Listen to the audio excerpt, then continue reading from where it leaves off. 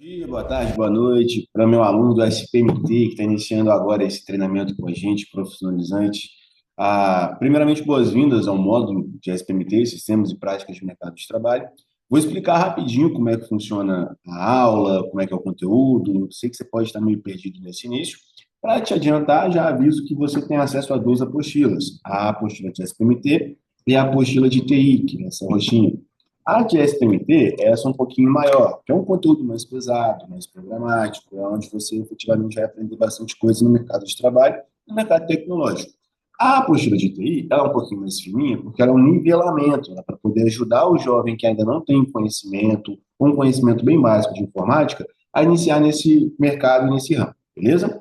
Então, sem mais delongas, na sua apostila você pode me acompanhar durante a aula, eu vou explicar todo o conteúdo dela, e sempre deixar atividades separadas aí para você estar realizando na nossa plataforma de ensino, tá bom? Então, sem mais delongas, deixa eu compartilhar na tela com vocês aqui. Dois, compartilhar.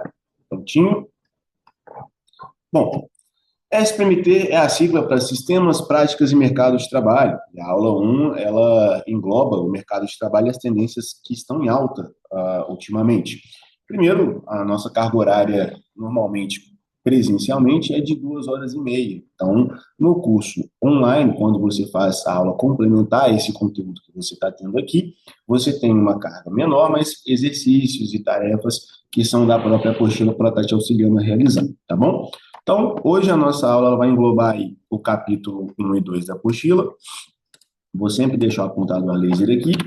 Bom, o que a gente vai aprender hoje? O que é uma empresa, ou seja, os tipos, os portes, setores, hierarquias e cargos, tendências e transformações digital, inteligência artificial, IA, né? A gente tem até um módulo, inclusive, de inteligência artificial, a nuvem e o impacto de tecnologia nas empresas, profissões em alta e do futuro, o que é que está em demanda e o que vai mudar, né, nesse cenário, as profissões que mais vêm aparecendo e surgindo ultimamente, atividade prática para você estar realizando aí, vou deixar o PDF na própria plataforma, você pode estar baixando como material de apoio, tá bom? Para começar, você já trabalhou ou conhece alguém que trabalha em uma empresa? Normalmente, pai, mãe, tio, irmão, irmã, todo mundo tem alguém que trabalha oficialmente, registrado certinho em uma empresa. Eu quero saber se você já comprou numa loja hoje, se você já saiu de casa e adquiriu algum produto, se você conhece o que é MEI, né? É o microempreendedor individual, que nas aulas do treinamento do foco e nas aulas de treinamento de TI a gente pega um pouquinho também. Se você der uma folhada na apostila, você também pega um pouquinho a maldade. Vamos para a introdução ao mercado de trabalho. Então, o que é uma empresa, os seus tipos e setores e quem é quem na hierarquia? Primeiro, o que é uma empresa? Uma empresa ela é uma organização que produz ou fornece bens e serviços para atender o mercado e obter lucro. Vamos lá. Basicamente, uma empresa é um local, seja físico ou não, onde pessoas podem comprar produtos ou serviços. Então, a gente tem dois tipos de formas aí de ofertar demandas ao público: produto e serviço. Como assim, Bruno? Produto é algo físico, é algo que você consegue ser palpável: carro, celular, relógio, óculos, coisas físicas. Serviços, aí é prestação de serviço, ou seja, manufatura, algo que você vai e faça. Cuidador de idoso é uma prestação de serviço, curso é uma prestação de serviço. A parte de eu tirar meu conhecimento, passar para você, basicamente estou prestando um serviço, não um produto físico palpável. Então, é algo que você adquire com base no seu conhecimento. Você também, da mesma forma, cria emprego, gera renda, atende necessidades dos clientes, contribui para a economia do país e é formada por pessoas, recursos e natureza. Então, por que a gente deve trabalhar numa empresa? Porque é bom trabalhar numa empresa? Primeiro, você vai me responder que é por causa do salário, né? Basicamente. Mas a experiência, ou seja, o conhecimento prático na área, rede de contatos, isso aqui é uma palavrinha que eu aconselho você a anotar e deixar bem registrado: networking. Networking, pessoal, é o famoso, eu não sei fazer, mas eu conheço alguém que sabe. Então, networking é quando você tem uma rede de contatos tão ampla que você consegue ter resolução para diversos tipos de problemas. Eu não sei mexer com sei lá, desenvolvimento de sites, mas eu conheço alguém que faz, então eu vou pedir para essa pessoa fazer. Eu não sei, igual teu pai ou tua mãe, tem carro ou moto? Eu não sei mexer, não sou mecânico, mas eu conheço um mecânico, então eu vou levar nele. Então, esse serviço, assim, você não precisa saber, você pode conhecer alguém que saiba fazer. Estabilidade, então, segurança financeira e renda. É claro que a CLT, que é a Consolidação das Leis Trabalhistas, ela deixa uma segurança trabalhista muito ampla para você, com você cumprindo os requisitos mínimos que a empresa exige no ambiente de trabalho. Então, é um compromisso. Assim que você é contratado, você firma um compromisso com a empresa de cumprir com o que foi prometido durante a entrevista e a empresa também de entregar o que foi prometido durante a entrevista. Então, essa parte de estabilidade, se você consegue. Professor, mas tem gente que, sei lá, ganha mal e não está estável financeiramente. Tudo bem, mas procure empresas que façam você ganhar bem, então, para te dar essa estabilidade. Tem muita gente que ficou milionário trabalhando para os outros. Tem muito CEO que o dono da empresa, ele basicamente perde dinheiro, mas contrata uma pessoa, um presidente, entre aspas, para tomar conta das finanças da empresa dele sem perder dinheiro nenhum. Então, se a empresa vai mal, o presidente lá da empresa continua ganhando o salário dele normalmente, tranquilamente. Então, muitas empresas fazem isso, tem muita gente que cresceu e fez muito sucesso no ramo, justamente crescendo, né, nas costas de empreendedores. Ah, Crescimento, então, oportunidades de carreira. Você pode começar, tem muitos casos de gente que começou como office boy, como secretária, como faxineiro, inclusive, começou lá embaixo na categoria e subiu até gerência, presidente da empresa. Todo serviço honesto é digno, mas foi galgando, né, espaços. Tem gente que começou como estagiário e depois se tornou gestor da própria empresa. Então, essa parte de você trabalhar, né, em uma empresa te permite esse crescimento profissional também. Então, os principais tipos de empresa. O porte também depende do número de funcionários, do alcance, regional, nacional e internacional. Então, quando a gente fala porte, é o tamanho da empresa. Ou seja, Bruno, eu tenho uma empresa que ela tem 2 funcionários, eu e mais um. Poxa, é uma empresa muito pequena, ela não vai conseguir, talvez, atender o mundo todo. Imagina, se 100 pessoas te ligarem para poder comprar o seu produto, você não consegue atender, porque você vai estar na linha com uma, as outras duas, as outras 99 não vão conseguir, né, falar com você. Então, tem vários tipos de tamanho da empresa e a arrecadação do imposto de cada uma é diferente e, basicamente, a Receita Federal trata cada uma de um jeito. Por exemplo, a menorzinha que a gente tem é a chamada de MEI. É justamente uma regrinha que foi criada para poder auxiliar justamente profissionais informais, ou seja, um diarista, às vezes um mecânico, um prestador de serviço que vai dar uma consultoria. Essas pessoas não, é o famoso freelancer, essas pessoas não podem ficar fazendo serviços periódicos na empresa, ou seja, ficarem todo dia na empresa sem ser CLT ou sem ter a carteira de trabalho assinada. Vamos supor, eu estou dando aula aqui.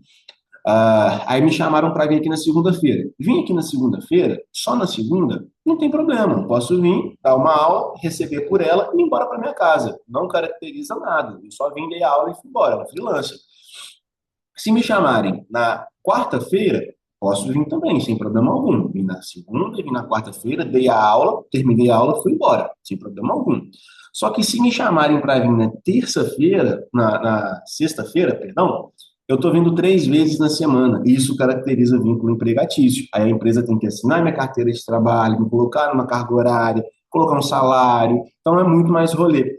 Por isso foi criado o MEI. O que é o MEI? É a sigla para microempreendedor individual. Então, o microempreendedor individual nada mais é do que uma pessoa se tornar uma empresa, uma só. Então, é uma empresa de uma pessoa só. O MEI, ele pode contratar só mais um funcionário. Então, vou te dar um exemplo. Eu abri um CNPJ, um MEI, eu sou professor, e vamos supor que eu presto consultoria, mas quando eu não posso ir, eu mando alguém. E aí eu quero ter uma secretária, um funcionário ou algo do tipo. Então eu posso contratar alguém por isso, beleza? Pelo meu CNPJ. É um único titular, formato mais simples para quem trabalha por conta própria, beleza? O EPP. EPP é a sigla para Empresa de Pequeno Porte. Ela tem um faturamento um pouquinho maior do que o MEI e pode ter mais funcionários. Ou seja, o MEI, nesse momento que eu estou gravando o vídeo, salvo engano, ele pode faturar até R$ 81 mil por ano. Eu não sei se estava tendo uma modificação para até R$ 104.000 por ano, mas é mais ou menos essa faixa de valor. Passou desse valor, aí já automaticamente vira chavinha. Então, deixa de ser microempreendedor individual e passa a ser empresa de pequeno porte, porque faturou um pouquinho mais anualmente, beleza? Sociedade limitada, que é o LTDA, é o famoso, sei lá, Bruno LTDA, imobiliária, tarará, LTDA. Então, é uma empresa onde tem dois ou mais sócios com responsabilidades limitadas, beleza? Mesma coisa do registro da Receita Federal, dependendo da quantidade, né, que fatura, vai migrar para outro patamar. E aí a gente tem, por último aí, o tipo SA, que é o Sociedade Anônima. Esse SA, ele é muito importante, mas ele é um título que é cabível aí para empresas de muito grande porte. Vou dar um exemplo. São empresas que têm capital em ações, pode ser aberta na bolsa ou fechada. Vamos supor que eu tenho ações da Vale. A Vale ela é uma empresa que tem ações na bolsa de valores. A gente tem a Petrobras, a gente tem a Via Varejo, Magazine Luiza, tem várias empresas aí que têm participação acionista na bolsa e podem ser consideradas aí sociedade anônima, beleza? Onde pode ter vários sócios pequenininhos com um pedacinho da empresa aí no mercado, beleza? Quanto à natureza da empresa, a gente tem o tipo, então guarda bem essa palavrinha, tá? Tipo de empresa são esses daqui, e a natureza da empresa é esses daqui. Então, primeira natureza de empresa, privada, ou seja, particular, é minha, a empresa foi eu quem abriu. É uma iniciativa privada, ou seja, pertence a pessoas ou empresas, bolsa de lucro próprio, então o que eu ganhar é meu mesmo. Exemplo, padaria, Magazine Luiza, Itaú, são empresas que o dono fica com dinheiro, o que faturou é dele.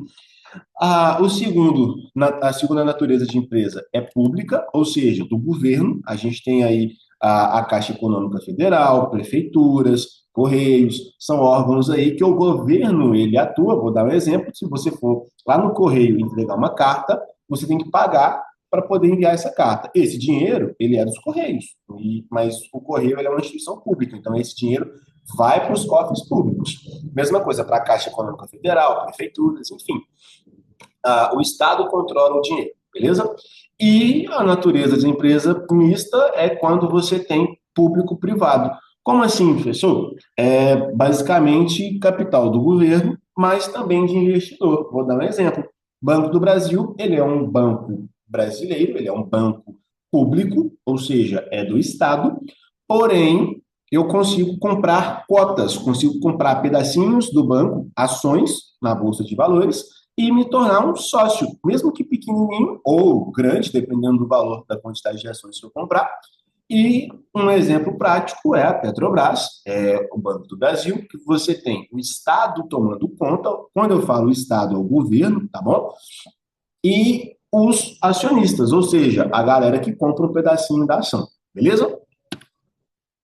Os setores de uma empresa. Então, isso é muito importante para você que está iniciando agora no mercado de trabalho. O administrativo, basicamente, é o setor que organiza rotinas, documentos, organização interna. Como o próprio nome já diz, vai organizar administrativamente a empresa, beleza?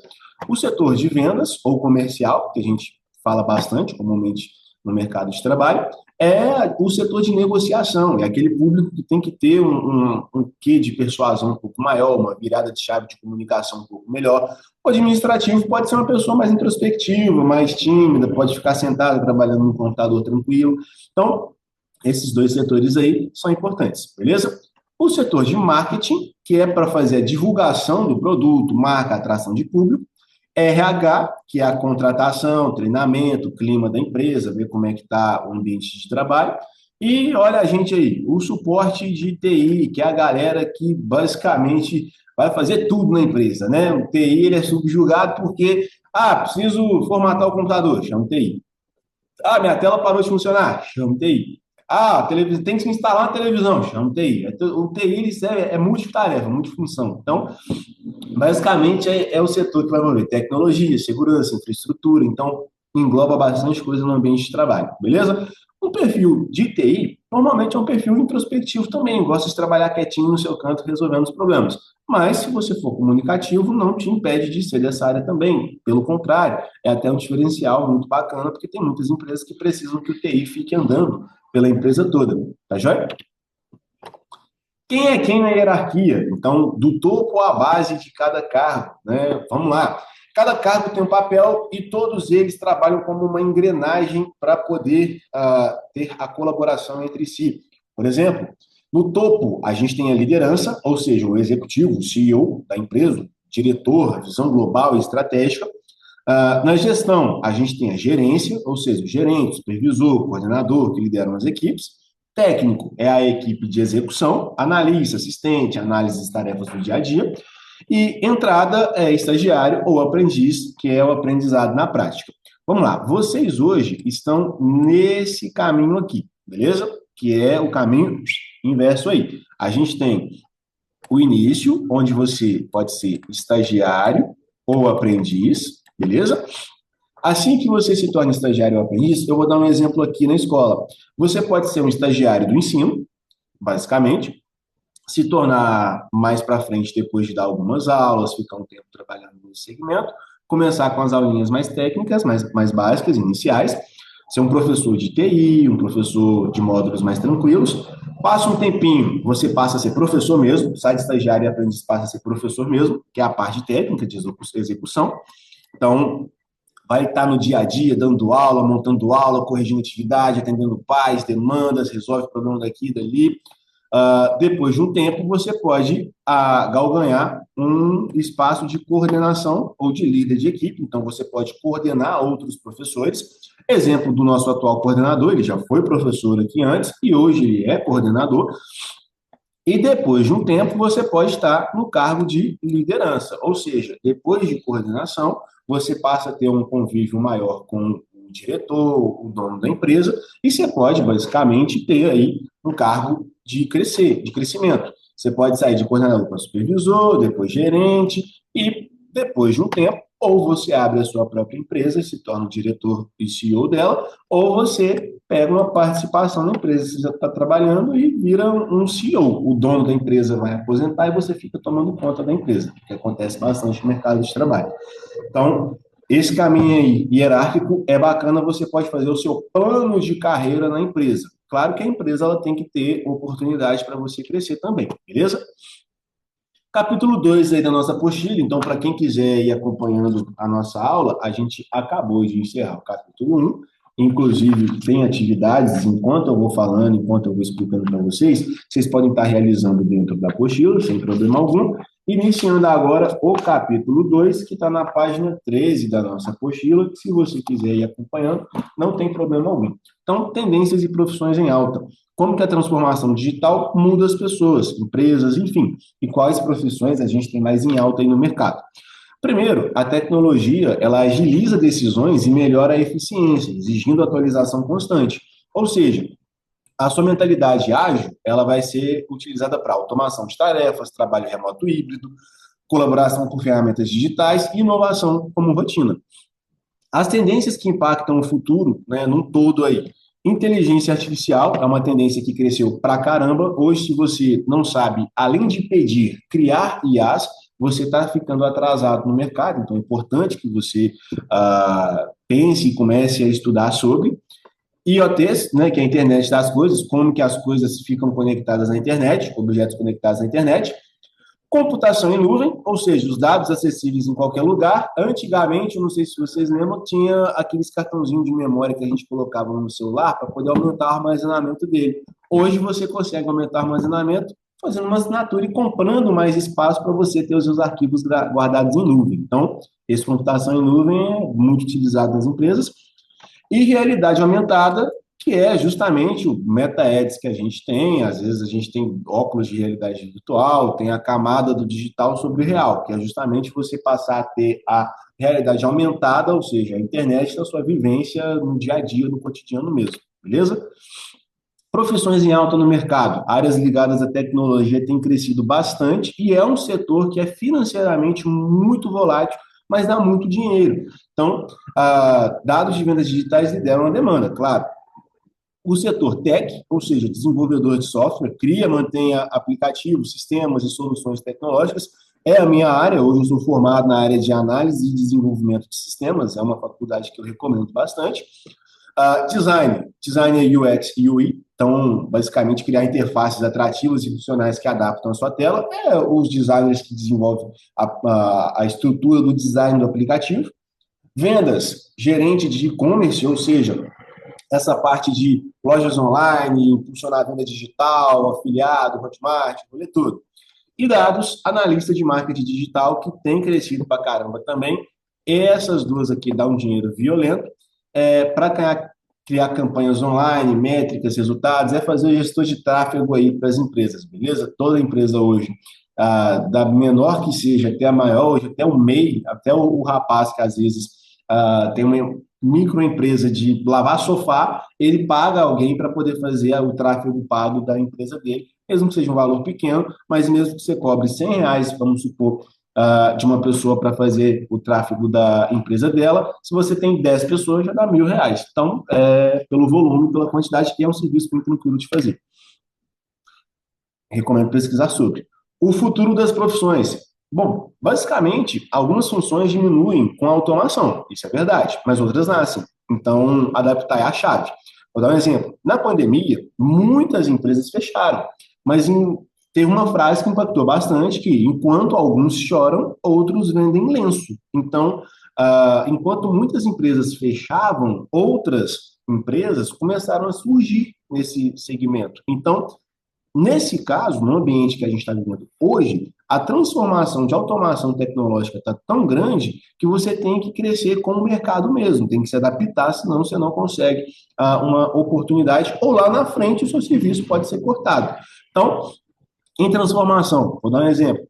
Operador de caixa. Hoje a gente tem muitos caixas de autoatendimento, que você, ao invés de ter, sei lá, 10 pessoas trabalhando, passando compras, você pode ter 3 e deixar os caixas de autoatendimento e colocar uma pessoa para ficar só olhando para ver se está funcionando tudo certinho. Então, muitas lojas utilizam isso. A gente tem exemplos aí de lojas que, até o cinema, você pode ir no cinema hoje e comprar no Totem mesmo, entendeu? É bem tranquilo. Telemarketing, a gente tem chatbots, eu mesmo já criei, desenvolvi vários IAs aí para atendimento ao público, então é um segmento também que hoje em dia muitas empresas utilizam, afinal de contas, o telemarketing é um ser humano que tem que atender, mas se você está conversando com uma IA e ela foi tão bem feita que você nem repara, você consegue o atendimento normal. Muitas empresas, antes de fazer o atendimento humanizado, te passam para aquela fila assim, aperte 1, aperte 2, aperte 3 para resolver e tal.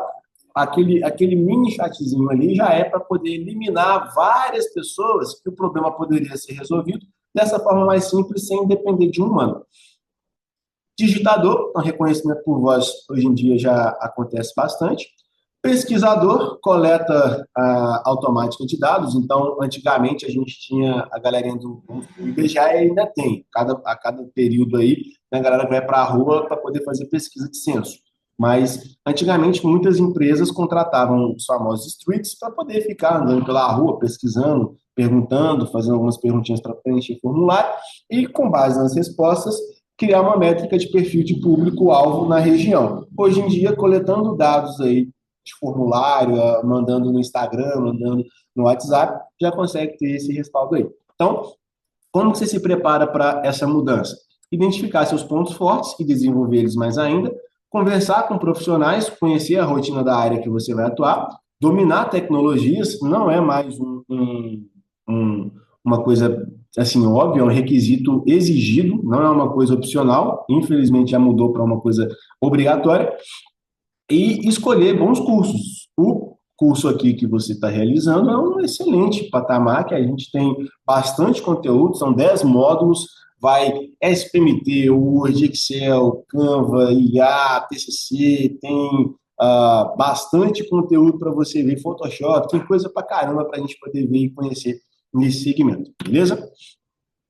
Pesquisa de mercado e projeto de vendas. Então, agora chega a parte da atividade. Essa aqui é basicamente a atividade da aula em si. Vou passar para a próxima. A aula está gravada, então você pode pausar e visualizar essa atividade. com o passo a passo guiado, sem problema algum. Basicamente, é uma pesquisa de mercado e um projeto de vendas. Você vai escolher uma empresa do setor, tecnologia, comércio ou marketing, e vai pesquisar e tentar começar o próprio negócio. Então, escolhe a empresa do setor, decide qual empresa você vai estudar, pesquisa sobre fontes confiáveis, o histórico, produto, serviço, modelo de negócio, impacto no mercado, inicia o projeto, define um produto para poder ser vendido, um serviço, e os cargos da galera, e pensa em qual tecnologia vai utilizar. Registra na nossa plataforma Ava, e para fixar a atividade à distância, aqui está essas perguntinhas e tem um material de apoio, que é um PDF com as atividades que você vai realizar, que você pode baixar na própria plataforma, tá bom? Bom, meu nome é Bruno, eu fui seu professor na aula de hoje e um abraço. Até mais. Boa tarde.